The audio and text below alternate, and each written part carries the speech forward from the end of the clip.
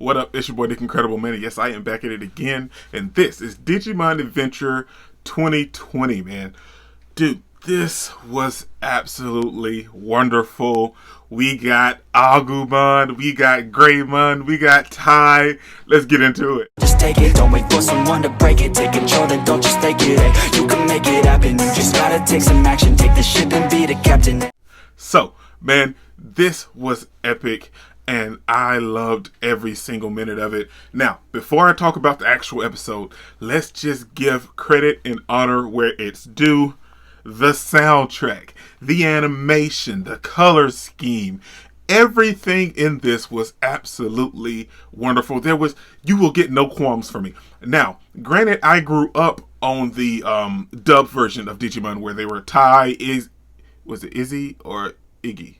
I want to say it was Izzy, and then it was Greymon, and it wasn't Baby Flame. It was what was it? Pebble Breath or Pebble Breath, something like that, and then everything. So seeing it in the Japanese version with the subs and like the actual Japanese names of the characters and not the Americanized names of them, it doesn't really matter to me. It's still Digimon, so I wasn't disappointed or anything like that. I enjoyed it, and I was looking forward to it, and I enjoyed it from start to finish. Now, it's been so long since I've seen the actual older version.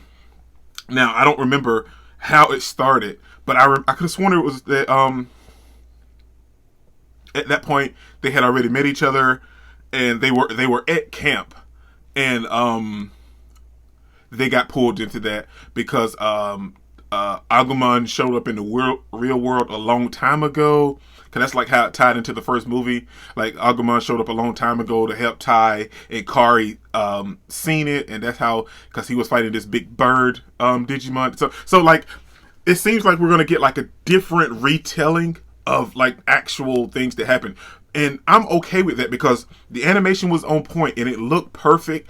And what I love about the story is because it seems to follow along the same storyline, but it's just giving us different, maybe like a different detail of it, if you catch my drift. Because now we see Tai getting ready to go to camp, and then he bumps into Izzy, and then he his mom is on the train, and Kari's on the train with her, and he's trying to save them. So we're seeing it from that point, and then he get introduced to the digital world and Agumon and everything, and he get his Digivice. Now, what I love is, I don't know if I can't be the only one that picked it out, but in the very first episode, him and Izzy both get their Digivices, but we also see their symbols that was on their crest. And the crest didn't come like way later into the series. Now, I don't know how that may have changed with the between the English version and the Japanese version, because I've never seen the original Japanese version.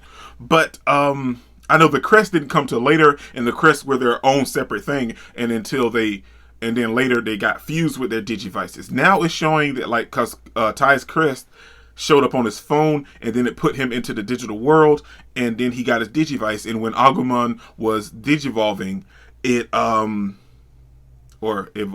evolution, it showed his crest, and Izzy showed his crest when he was logging into his computer and everything. So are we going to get like the crest and everything way earlier? And I don't know, but I'm super excited because, boy, it was so good. And I love the way that they handled the animation and everything for the way that he was evolving. It was so epic. But like I said, I just had to just get all the greatness that I was enjoying from this episode out. So we see that Tai's trying to save his mom and Kari. But I also love the fact that with him doing that and him getting pulled into the digital world, and Agumon evolving the first time from his little smaller form to Agumon, we see, and on the train we see Kari and everything. We see all the other Digidestined as well. We see Mimi, we see Sora.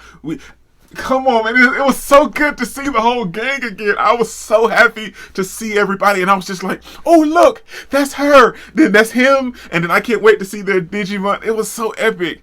But I really enjoyed it, man. So we get thrown into the digital world. We see Tai coming in contact with the digital world. He doesn't know what's going on, and he comes in contact with Agumon getting beaten before he evolved to Agumon. I can't remember his name before he's Agumon. But anyway, he saves him, he catches him, and Tai sees him, and he digivolves to Agumon. And Agumon comes in, and he's like, oh, Taichi! And he starts fighting all these viruses that are starting to affect the internet. And it's affecting the real world, causing real problems. It's crashing like train systems, the regular internet, traffic lights, and it's crashing all of that, and they're affecting that.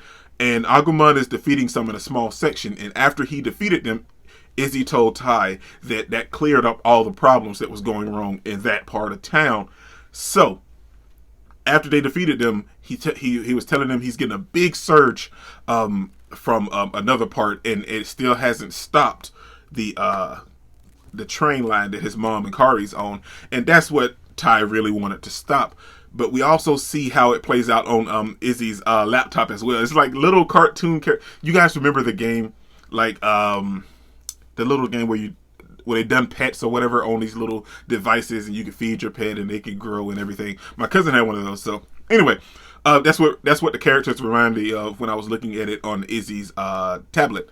But like I said, the animation looks great, and we see these characters, and they're all getting beaten one by one, and they're starting to disappear. And Izzy tells Tai that there's a huge one that's coming, and it's evolving, and it looks different. So at that point, stuff is getting serious. They defeated all of the smaller ones, and Tai even helped Agumon defeat him. He wasn't just standing there. He was like actually getting into the fray of the actual fight.